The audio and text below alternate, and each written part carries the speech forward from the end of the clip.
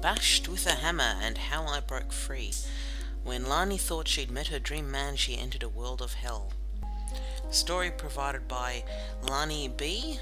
from Sydney, New South Wales. At 18 years old, I was young and in love, but my relationship was anything but a fairy tale. I never realised people went on dates or got asked to be someone's girlfriend.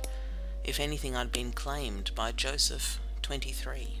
We first met through a mutual friend, and I fell for him straight away. But 1 month into our relationship, Joseph did something that changed my world forever. As we walked through the park, we got into an argument. Without warning, he punched me right in the face. I was stunned as pain dripped through my whole cheek, but when Joseph realized what he'd done, he was full of apologies. "I'll never do it again. Don't leave me," he begged. Hoping it was a once-off, I let it slide.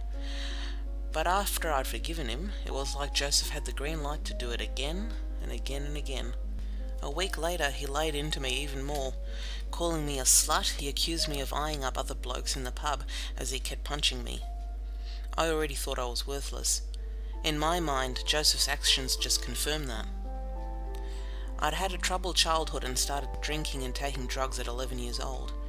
As I spiraled out of control, my parents Kathy, now 55, and Rory, 58, were powerless to stop me. Later I was homeless and moved between hostels, taking whatever drugs I could get my hands on. In Joseph, I found the affection that I'd craved, but soon I was covered in bruises and cuts from his beatings. "No other man will want you now," Joseph snarled.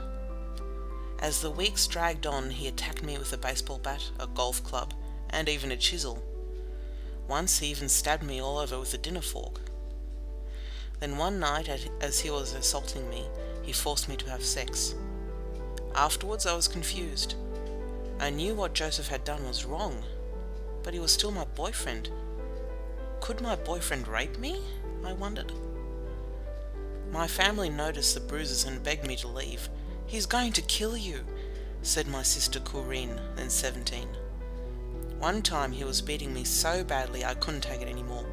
Running away barefoot, I made it to Corinne's house, which was 10 minutes away. When she saw me, she was horrified. My eyes were so swollen I couldn't even open them. She went to fetch my belongings, but then Joseph came round with a threat.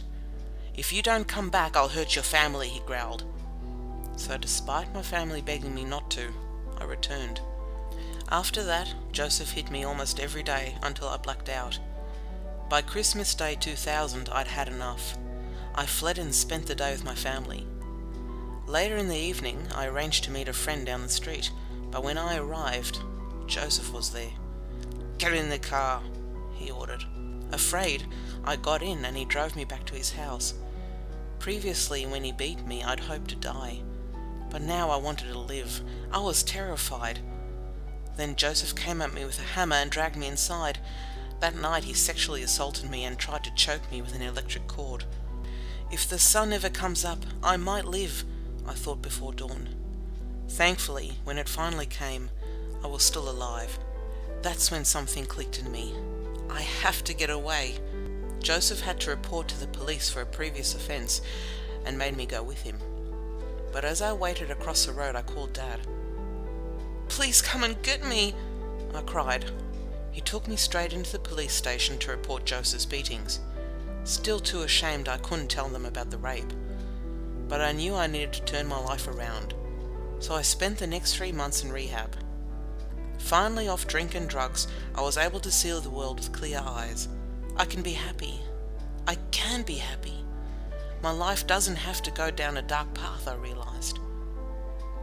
When I left rehab, I also found the courage to report the sexual assault to the police.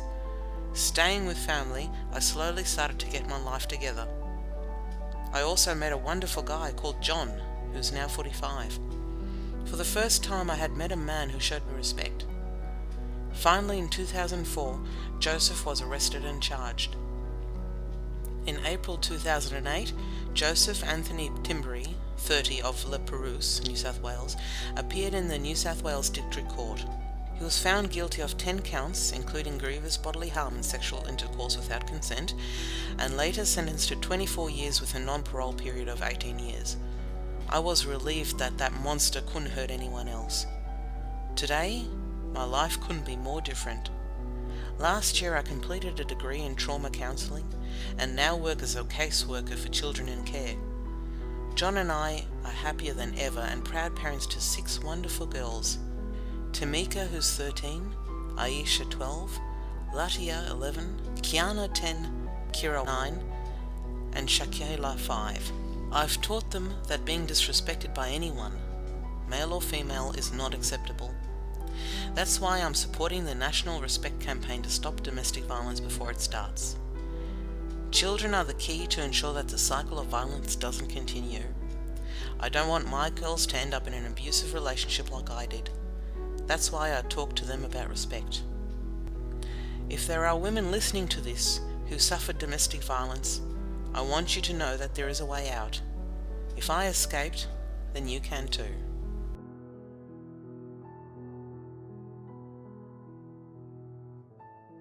Like the 5-minute story you just listened to? Check out our channel for more 5-minute movies and click the subscribe button below to be notified once we publish another story. If you'd like to submit a 5-minute story to us, please send us a message through YouTube. If you'd like to stay anonymous, we can change your name for the story, but remember, your story does have to be true. Take care and keep listening.